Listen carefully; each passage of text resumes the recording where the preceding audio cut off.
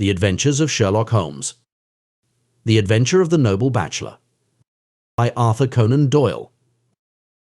The Lord St. Simon marriage, and its curious termination, have long ceased to be a subject of interest in those exalted circles in which the unfortunate bridegroom moves. Fresh scandals have eclipsed it, and their more piquant details have drawn the gossips away from this 4-year-old drama. As I have reason to believe, however, that the full facts have never been revealed to the general public, and as my friend Sherlock Holmes had a considerable share in clearing the matter up, I feel that no memoir of him would be complete without some little sketch of this remarkable episode. It was a few weeks before my own marriage, during the days when I was still sharing rooms with Holmes in Baker Street, that he came home from an afternoon stroll to find a letter on the table waiting for him. I had remained indoors all day, for the weather had taken a sudden turn to rain with high autumnal winds, and the Jezebel bullet which I had brought back in one of my limbs as a relic of my Afghan campaign throbbed with dull persistence. With my body in one easy chair and my legs upon another, I had surrounded myself with a cloud of newspapers until at last, saturated with the news of the day, I tossed them all aside and lay listless, watching the huge crest and monogram upon the envelope upon the table and wondering lazily who my friend's noble correspondent could be. "Here is a very fashionable epistle," I remarked as he entered. "Your morning letters, if I remember right, were from a fishmonger and a tide waiter." "Yes, my correspondence has certainly the charm of variety," he answered, smiling, "and the humbler are usually the more interesting. This looks like one of those unwelcome social summonses which call upon a man either to be bored or to lie." He broke the seal and glanced over the contents. "Oh, come, it may prove to be something of interest, after all."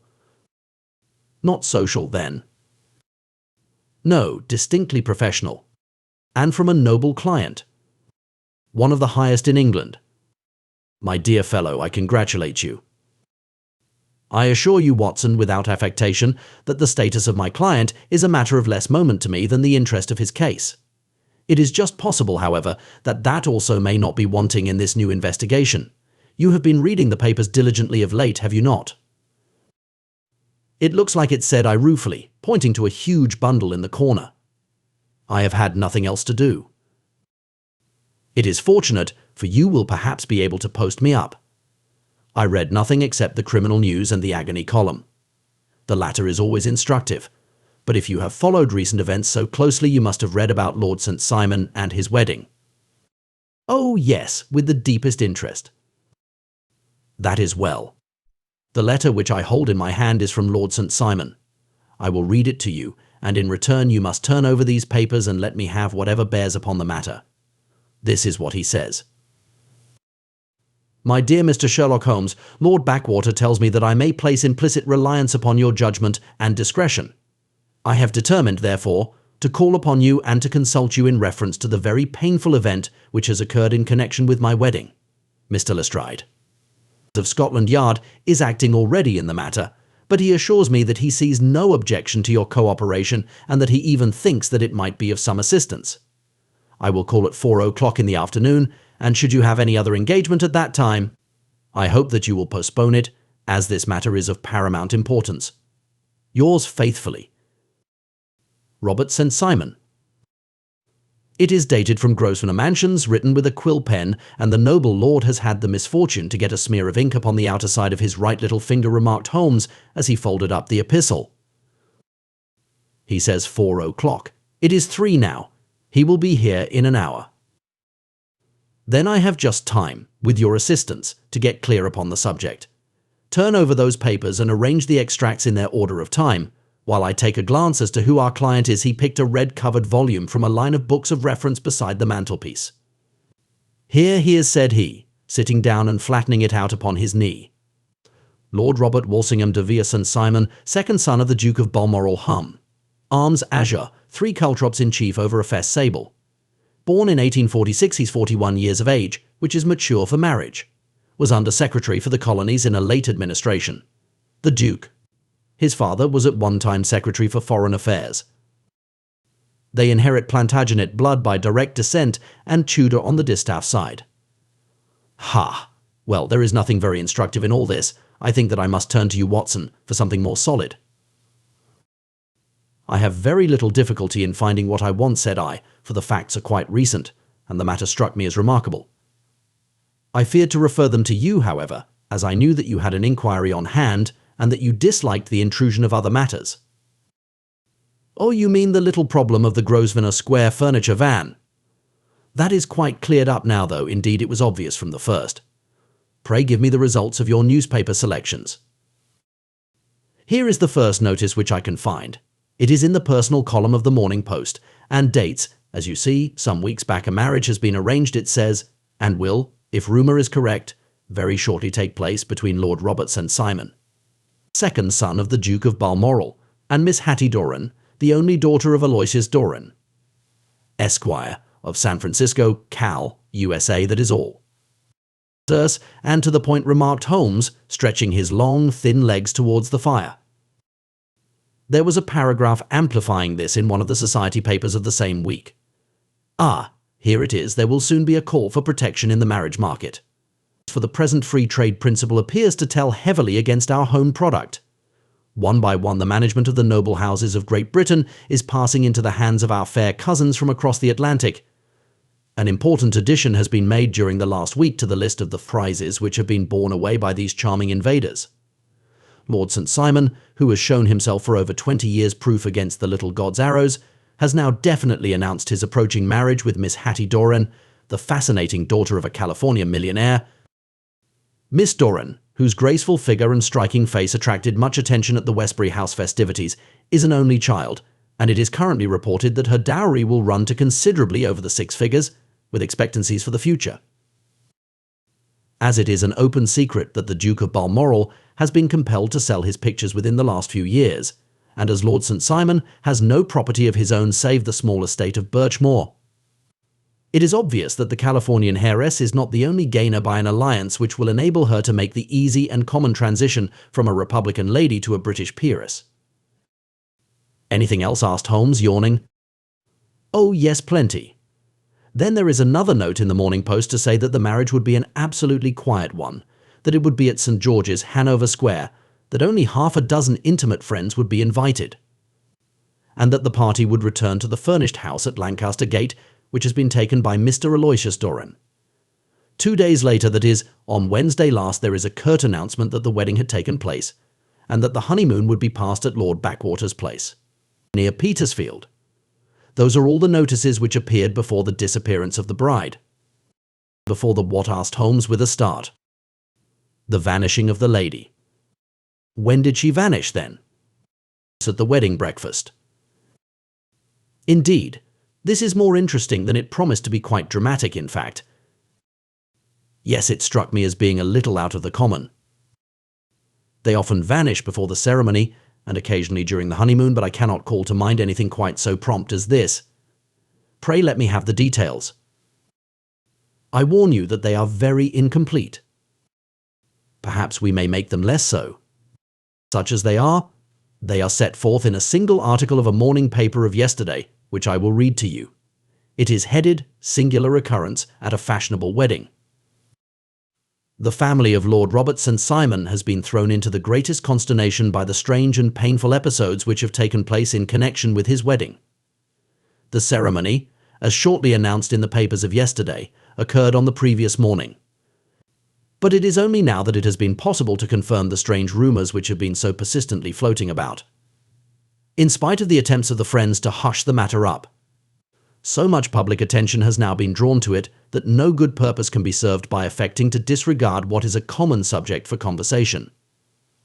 The ceremony, which was performed at St. George's, Hanover Square, was a very quiet one, no one being present save the father of the bride, Mr. Aloysius Doran, the Duchess of Balmoral, Lord Backwater, Lord Eustace and Lady Clara St. Simon, the younger brother and sister of the bridegroom, and Lady Alicia Whittington. The whole party proceeded afterwards to the house of Mr. Aloysius Doran at Lancaster Gate, where breakfast had been prepared. It appears that some little trouble was caused by a woman, whose name has not been ascertained, who endeavoured to force her way into the house after the bridal party, alleging that she had some claim upon Lord St. Simon. It was only after a painful and prolonged scene that she was ejected by the butler and the footman. The bride, who had fortunately entered the house before this unpleasant interruption, had sat down to breakfast with the rest, when she complained of a sudden indisposition and retired to her room. Her prolonged absence having caused some comment, her father followed her, but learned from her maid that she had only come up to her chamber for an instant, caught up an ulster and bonnet, and hurried down to the passage. One of the footmen declared that he had seen a lady leave the house thus apparelled, but had refused to credit that it was his mistress, believing her to be with the company.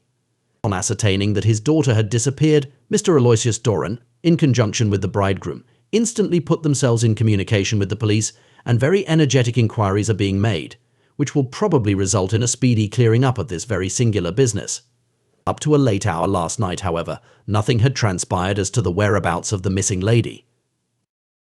There are rumours of foul play in the matter, and it is said that the police have caused the arrest of the woman who had caused the original disturbance, in the belief that, from jealousy or some other motive, she may have been concerned in the strange disappearance of the bride. And is that all? Only one little item in another of the morning papers, but it is a suggestive one. And it is.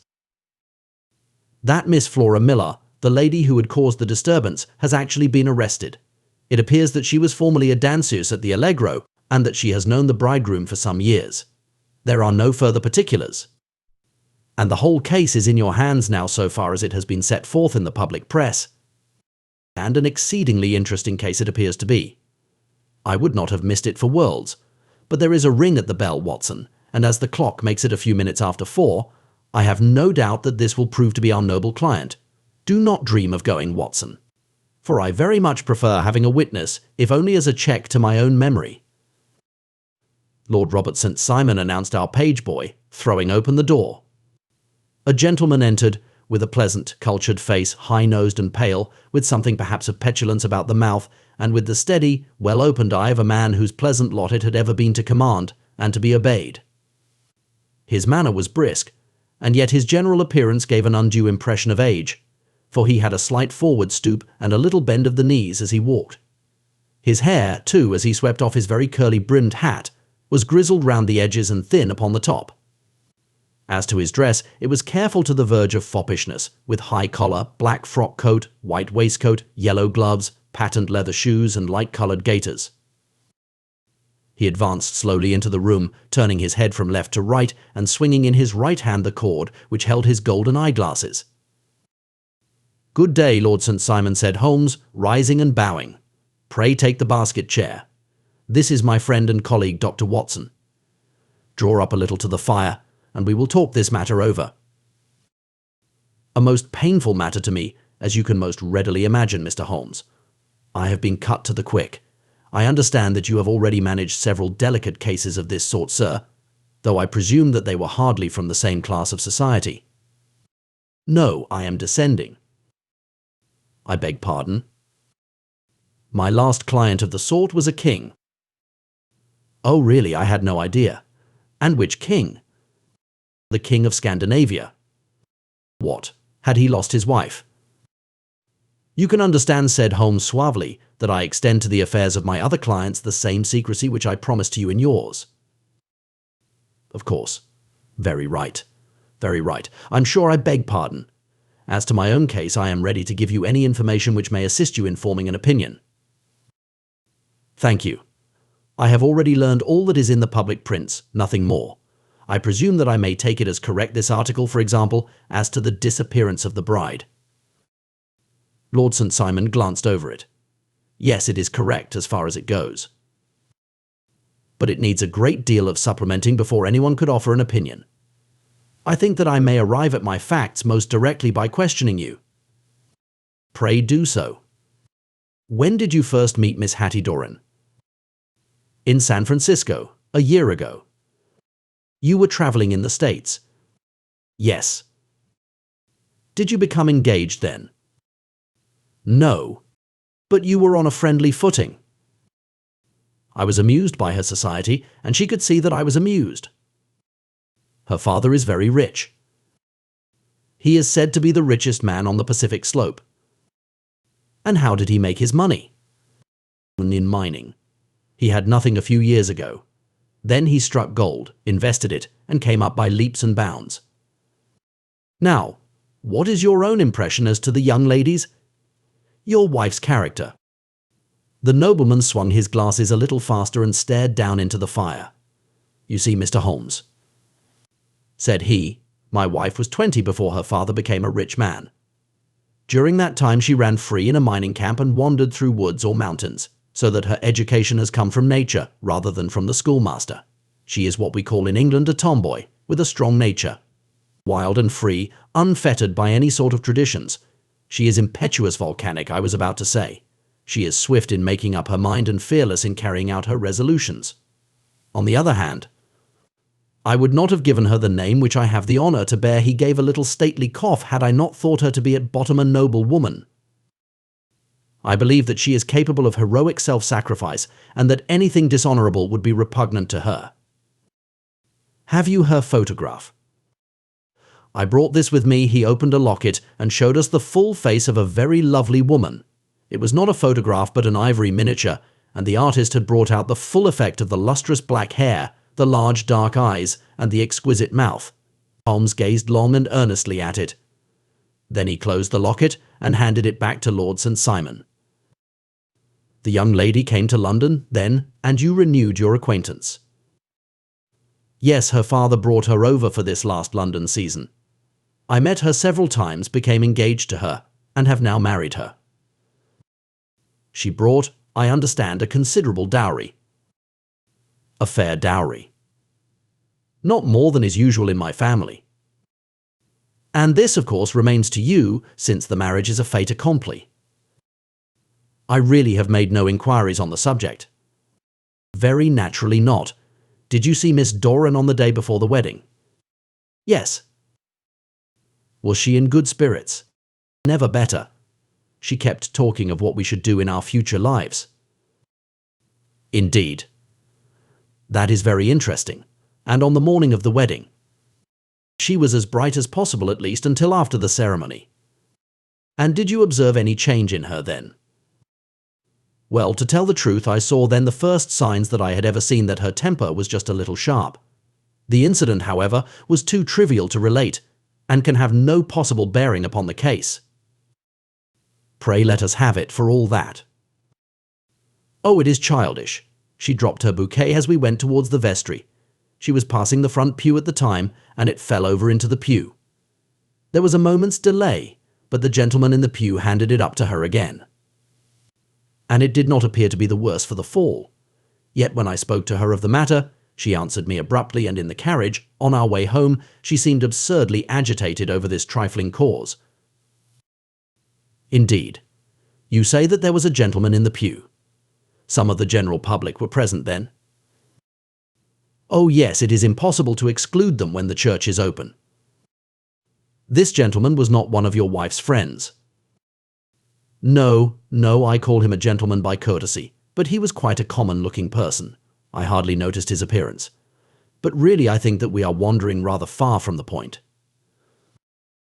Lady St. Simon, then, returned from the wedding in a less cheerful frame of mind than she had gone to it. What did she do on re-entering her father's house? "I saw her in conversation with her maid." "And who is her maid?" "Alice is her name. She is an American and came from California with her. A confidential servant." "A little too much so. It seemed to me that her mistress allowed her to take great liberties. Still, of course, in America they look upon these things in a different way." "How long did she speak to this Alice?" "Oh, a few minutes. I had something else to think of." "You did not overhear what they said?" "Lady St. Simon said something about jumping a claim. She was accustomed to use slang of the kind. I have no idea what she meant." "American slang is very expressive sometimes. And what did your wife do when she finished speaking to her maid?" "She walked into the breakfast room." "On your arm?" "No, alone. She was very independent in little matters like that. Then, after we had sat down for 10 minutes or so, she rose hurriedly, muttered some words of apology, and left the room. She never came back." "But this maid, Alice, as I understand, deposes that she went to her room, covered her bride's dress with a long ulster, put on a bonnet, and went out." "Quite so. And she was afterwards seen walking into Hyde Park in company with Flora Miller, a woman who is now in custody, and who had already made a disturbance at Mr. Doran's house that morning. Ah, yes, I should like a few particulars as to this young lady and your relations to her. Lord St. Simon shrugged his shoulders and raised his eyebrows. We have been on a friendly footing for some years, I may say, on a very friendly footing. She used to be at the Allegro. I have not treated her ungenerously, and she had no just cause of complaint against me. But you know what women are, Mr. Holmes. Flora was a dear little thing, but exceedingly hot-headed and devotedly attached to me.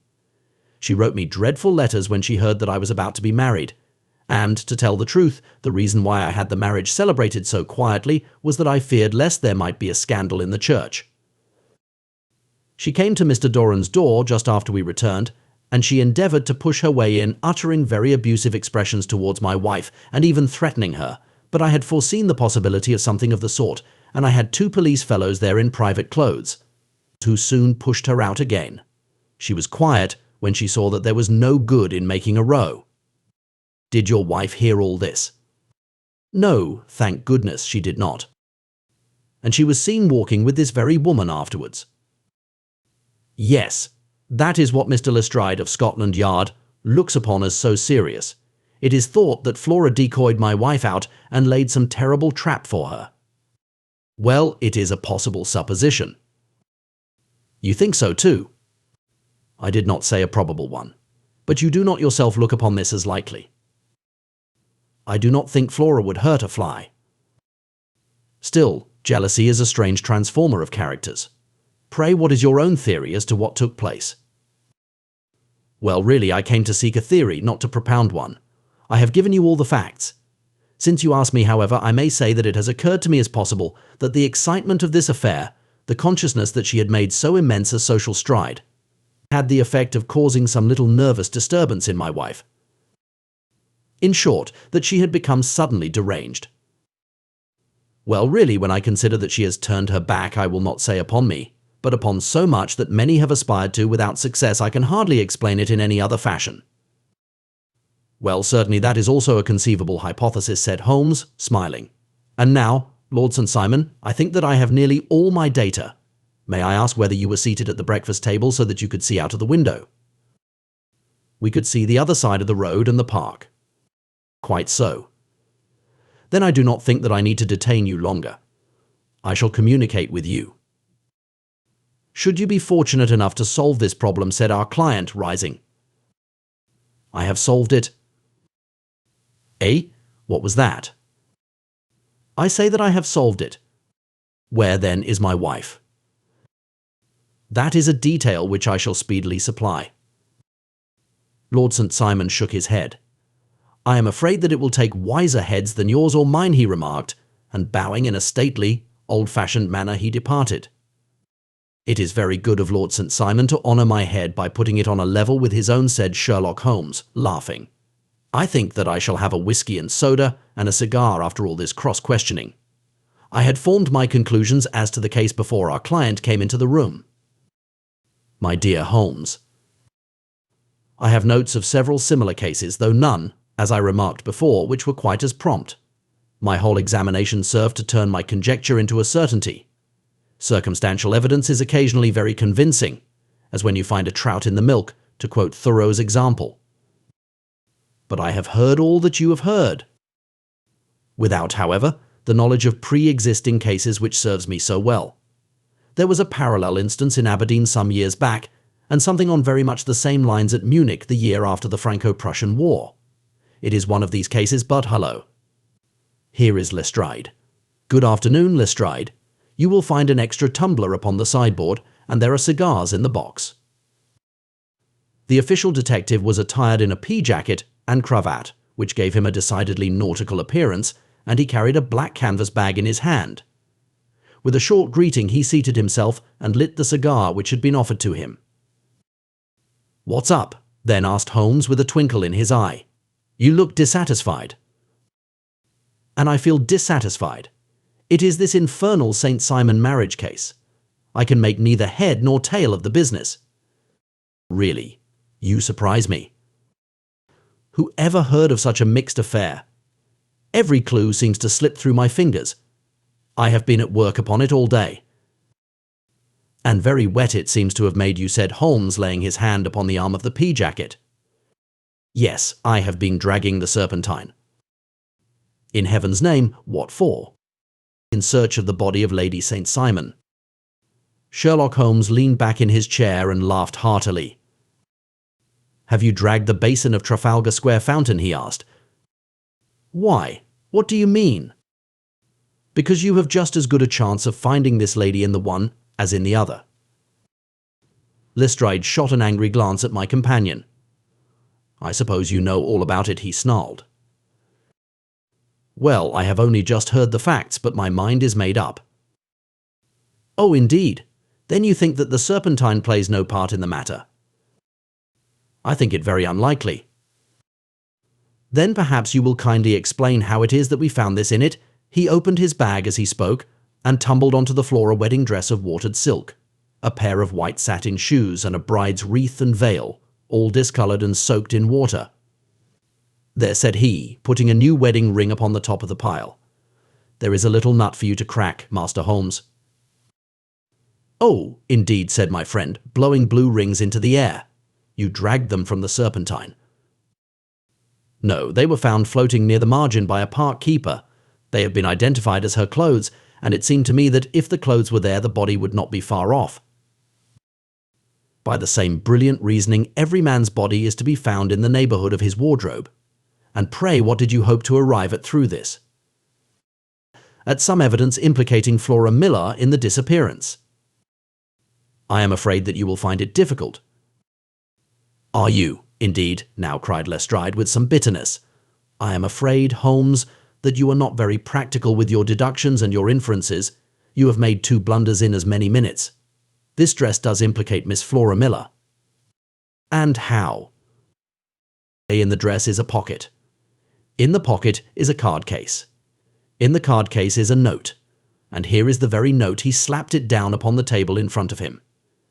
Listen to this. You will see me when all is ready. Come at once. FHM. Now my theory all along has been that Lady St. Simon was decoyed away by Flora Miller, and that she, with confederates, no doubt, was responsible for her disappearance. Here, signed with her initials, is the very note which was no doubt quietly slipped into her hand at the door and which lured her within their reach. Very good, Lestrade said, Holmes, laughing. You really are very fine indeed. Let me see it. He took up the paper in a listless way, but his attention instantly became riveted, and he gave a little cry of satisfaction. This is indeed important, said he. Hey, you find it so? Extremely so. I congratulate you warmly. Lestrade rose in his triumph and bent his head to look. Why, he shrieked, you're looking at the wrong side. On the contrary, this is the right side. The right side. You're mad. Here is the note written in pencil over here. And over here is what appears to be the fragment of a hotel bill, which interests me deeply. There's nothing in it. I looked at it before, said Lestrade. Oak tea, 4th, rooms 8s, breakfast 2s, 6D, cocktail 1s, lunch 2s, 6D, glass sherry, 8D, I see nothing in that. Very likely not. It is most important, all the same. As to the note, it is important also, or at least the initials are, so I congratulate you again. I've wasted time enough, said Lestrade, rising. I believe in hard work and not in sitting by the fire spinning fine theories. Good day, Mr. Holmes, and we shall see which gets to the bottom of the matter first. He gathered up the garments, thrust them into the bag, and made for the door. Just one hint to you, Lestrade drawled Holmes before his rival vanished. I will tell you the true solution of the matter. Lady St. Simon is a myth. There is not, and there never has been, any such person. Lestrade looked sadly at my companion. Then he turned to me, tapped his forehead 3 times, shook his head solemnly, and hurried away. He had hardly shut the door behind him when Holmes rose to put on his overcoat. There is something in what the fellow says about outdoor work, he remarked, so I think, Watson, that I must leave you to your papers for a little. It was after 5 o'clock when Sherlock Holmes left me, but I had no time to be lonely, for within an hour there arrived a confectioner's man with a very large flat box. This he unpacked with the help of a youth whom he had brought with him, and presently, to my very great astonishment, a quite Epicurean little cold supper began to be laid out upon our humble lodging-house mahogany. There were a couple of brace of cold woodcock, a pheasant, a pate de foie gras pie with a group of ancient and cobwebby bottles. Having laid out all these luxuries, my two visitors vanished away, like the genii of the Arabian Nights, with no explanation save that the things had been paid for and were ordered to this address. Just before 9 o'clock, Sherlock Holmes stepped briskly into the room. His features were gravely set, but there was a light in his eye which made me think that he had not been disappointed in his conclusions. "They have laid the supper," then he said, rubbing his hands. "You seem to expect company. They have laid for 5. "Yes, I fancy we may have some company dropping in," said he. "I am surprised that Lord St. Simon has not already arrived." "Ha! I fancy that I hear his step now upon the stairs." It was indeed our visitor of the afternoon who came bustling in, dangling his glasses more vigorously than ever, and with a very perturbed expression upon his aristocratic features. "My messenger reached you?" then asked Holmes. "Yes, and I confess that the contents startled me beyond measure. Have you good authority for what you say?" "The best possible." Lord St. Simon sank into a chair and passed his hand over his forehead. "What will the Duke say," he murmured, "when he hears that one of the family has been subjected to such humiliation?" "It is the purest accident. I cannot allow that there is any humiliation." "Ah, you look on these things from another standpoint." "I fail to see that anyone is to blame. I can hardly see how the lady could have acted otherwise, though her abrupt method of doing it was undoubtedly to be regretted. Having no mother, she had no one to advise her at such a crisis." "It was a slight, sir, a public slight," said Lord St. Simon, tapping his fingers upon the table. "You must make allowance for this poor girl, placed in so unprecedented a position." "I will make no allowance. I am very angry indeed, and I have been shamefully used." "I think that I heard a ring," said Holmes. "Yes, there are steps on the landing. If I cannot persuade you to take a lenient view of the matter, Lord St. Simon, I have brought an advocate here who may be more successful." He opened the door and ushered in a lady and gentleman. Lord St. Simon said he allow me to introduce you to Mr. and Mrs. Francis Hay-Moulton. The lady, I think, you have already met.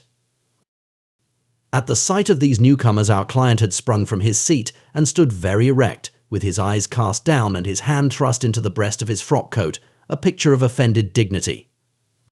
The lady had taken a quick step forward and had held out her hand to him, but he still refused to raise his eyes. It was as well for his resolution, perhaps, for her pleading face was one which it was hard to resist. "You're angry, Robert," said she. "Well, I guess you have every cause to be." "Pray make no apology to me," said Lord St. Simon bitterly. "Oh yes, I know that I have treated you real bad and that I should have spoken to you before I went, but I was kind of rattled. And from the time when I saw Frank here again, I just didn't know what I was doing or saying. I only wonder I didn't fall down and do a faint right there, before the altar." "Perhaps, Mrs. Moulton, you would like my friend and me to leave the room while you explain this matter." "If I may give an opinion," remarked the strange gentleman, "we've had just a little too much secrecy over this business already. For my part, I should like all Europe and America to hear the rights of it."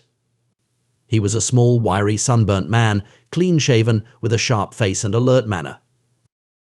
"Then I'll tell our story right away," said the lady.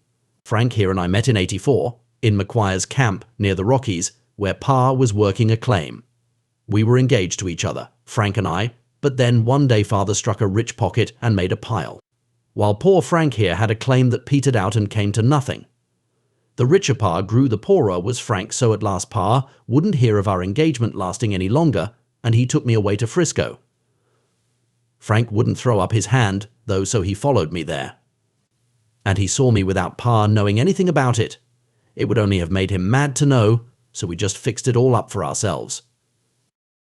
Frank said that he would go and make his pile too, and never come back to claim me until he had as much as Pa. So then I promised to wait for him to the end of time and pledged myself not to marry anyone else while he lived. 'Why shouldn't we be married right away?' then said he, 'and then I will feel sure of you and I won't claim to be your husband until I come back.' Well, we talked it over and he had fixed it all up so nicely, with a clergyman all ready and waiting, that we just did it right there, and then Frank went off to seek his fortune, and I went back to Pa. The next I heard of Frank was that he was in Montana, and then he went prospecting in Arizona, and then I heard of him from New Mexico. After that came a long newspaper story about how a miners' camp had been attacked by Apache Indians. And there was my Frank's name among the killed. I fainted dead away, and I was very sick for months after. Pa thought I had a decline and took me to half the doctors in Frisco. Not a word of news came for a year and more, so that I never doubted that Frank was really dead. Then Lord St. Simon came to Frisco, and we came to London, and a marriage was arranged, and Pa was very pleased, but I felt all the time that no man on this earth would ever take the place in my heart that had been given to my poor Frank. Still, if I had married Lord St. Simon, of course I'd have done my duty by him. We can't command our love, but we can our actions. I went to the altar with him with the intention to make him just as good a wife as it was in me to be. But you may imagine what I felt when. Just as I came to the altar rails, I glanced back and saw Frank standing and looking at me out of the first pew. I thought it was his ghost at first, but when I looked again there he was still, with a kind of question in his eyes, as if to ask me whether I were glad or sorry to see him. I wonder I didn't drop. I know that everything was turning round, and the words of the clergyman were just like the buzz of a bee in my ear. I didn't know what to do. Should I stop the service and make a scene in the church? I glanced at him again, and he seemed to know what I was thinking, for he raised his finger to his lips to tell me to be still. Then I saw him scribble on a piece of paper, and I knew that he was writing me a note. As I passed his pew on the way out, I dropped my bouquet over to him, and he slipped the note into my hand when he returned me the flowers. It was only a line asking me to join him when he made the sign to me to do so. Of course, I never doubted for a moment that my first duty was now to him, and I determined to do just whatever he might direct. When I got back, I told my maid, who had known him in California and had always been his friend. I ordered her to say nothing, but to get a few things packed and my ulster ready. I know I ought to have spoken to Lord St. Simon. But it was dreadful hard before his mother and all those great people. I just made up my mind to run away and explain afterwards. I hadn't been at the table 10 minutes before I saw Frank out of the window at the other side of the road. He beckoned to me and then began walking into the park. I slipped out, put on my things, and followed him. Some woman came talking something or other about Lord St. Simon to me, seemed to me from the little I heard as if he had a little secret of his own before marriage also, but I managed to get away from her and soon overtook Frank. We got into a cab together, and away we drove to some lodgings he had taken in Gordon Square, and that was my true wedding after all those years of waiting. Frank had been a prisoner among the Apaches, had escaped, came on to Frisco, found that I had given him up for dead, and had gone to England, followed me there, and had come upon me at last on the very morning of my second wedding. I saw it in a paper, explained the American. It gave the name and the church, but not where the lady lived. Then we had a talk as to what we should do, and Frank was all for openness, but I was so ashamed of it all that I felt as if I should like to vanish away and never see any of them again, just sending a line to PA, perhaps, to show him that I was alive. It was awful to me to think of all those lords and ladies sitting round that breakfast table and waiting for me to come back. So Frank took my wedding clothes and things and made a bundle of them, so that I should not be traced, and dropped them away somewhere where no one could find them. It is likely that we should have gone on to Paris tomorrow, only that this good gentleman, Mr. Holmes, came round to us this evening, though how he found us is more than I can think, and he showed us very clearly and kindly that I was wrong, and that Frank was right, and that we should be putting ourselves in the wrong if we were so secret. Then he offered to give us a chance of talking to Lord St. Simon alone, and so we came right away round to his rooms at once. Now, Robert, you have heard it all, and I am very sorry if I have given you pain, and I hope that you do not think very meanly of me. Lord St. Simon had by no means relaxed his rigid attitude, but had listened with a frowning brow and a compressed lip to this long narrative. "Excuse me," he said, "but it is not my custom to discuss my most intimate personal affairs in this public manner." "Then you won't forgive me? You won't shake hands before I go?" "Oh, certainly, if it would give you any pleasure." He put out his hand and coldly grasped that which she extended to him. "I had hoped," suggested Holmes, "that you would have joined us in a friendly supper." "I think that there you ask a little too much," responded his lordship. "I may be forced to acquiesce in these recent developments, but I can hardly be expected to make merry over them. I think that with your permission I will now wish you all a very good night." He included us all in a sweeping bow and stalked out of the room. "Then I trust that you at least will honor me with your company," said Sherlock Holmes. "It is always a joy to meet an American, Mr. Moulton. For I am one of those who believe that the folly of a monarch and the blundering of a minister in far-gone years will not prevent our children from being someday citizens of the same world-wide country under a flag which shall be a quartering of the Union Jack with the stars and stripes." "The case has been an interesting one," remarked Holmes when our visitors had left us, "because it serves to show very clearly how simple the explanation may be of an affair which at first sight seems to be almost inexplicable. Nothing could be more natural than the sequence of events as narrated by this lady. And nothing stranger than the result when viewed, for instance, by Mr. Lestrade of Scotland Yard." "You were not yourself at fault at all, then?" "From the first, two facts were very obvious to me. The one that the lady had been quite willing to undergo the wedding ceremony, the other that she had repented of it within a few minutes of returning home. Obviously something had occurred during the morning, then, to cause her to change her mind. What could that something be? She could not have spoken to anyone when she was out, for she had been in the company of the bridegroom. Had she seen someone, then, if she had? It must be someone from America, because she had spent so short a time in this country that she could hardly have allowed anyone to acquire so deep an influence over her that the mere sight of him would induce her to change her plans so completely. You see, we have already arrived, by a process of exclusion, at the idea that she might have seen an American. Then who could this American be, and why should he possess so much influence over her? It might be a lover, it might be a husband. Her young womanhood had, I knew, been spent in rough scenes and under strange conditions. So far I had got before I ever heard Lord St. Simon's narrative. When he told us of a man in a pew, of the change in the bride's manner, of so transparent a device for obtaining a note as the dropping of a bouquet, of her resort to her confidential maid, and of her very significant allusion to claim jumping, which in miners' parlance means taking possession of that which another person has a prior claim to, the whole situation became absolutely clear. She had gone off with a man, and the man was either a lover or was a previous husband, the chances being in favor of the latter. And how in the world did you find them? It might have been difficult, but friend Lestrade held information in his hands the value of which he did not himself know. The initials were, of course, of the highest importance. But more valuable still was it to know that within a week he had settled his bill at one of the most select London hotels. How did you deduce the select? By the select prices. 8 shillings for a bed and 8 pence for a glass of sherry pointed to one of the most expensive hotels. There are not many in London which charge at that rate. In the second one, which I visited in Northumberland Avenue, I learned by an inspection of the book that Francis H. Moulton, an American gentleman, had left only the day before, and on looking over the entries against him, I came upon the very items which I had seen in the duplicate bill. His letters were to be forwarded to 226 Gordon Square. So thither I travelled, and being fortunate enough to find the loving couple at home, I ventured to give them some paternal advice and to point out to them that it would be better in every way that they should make their position a little clearer both to the general public and to Lord St. Simon in particular. I invited them to meet him here, and as you see, I made him keep the appointment. But with no very good result, I remarked. His conduct was certainly not very gracious. "Ah, Watson," said Holmes, smiling, "perhaps you would not be very gracious either, if, after all the trouble of wooing and wedding, you found yourself deprived in an instant of wife and of fortune.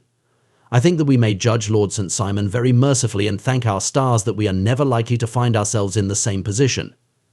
Draw your chair up and hand me my violin. For the only problem we have still to solve is how to while away these bleak autumnal evenings." The end. Best audio books for free hopes that you have enjoyed this production of The Adventure of the Noble Bachelor by Arthur Conan Doyle. This narrative is the 10th of a compendium of 12 Sherlock Holmes cases, each standing as their own short story, as published in The Adventures of Sherlock Holmes. Please subscribe to our channel on YouTube and Rumble, as your subscription is the support we need to create more great free content.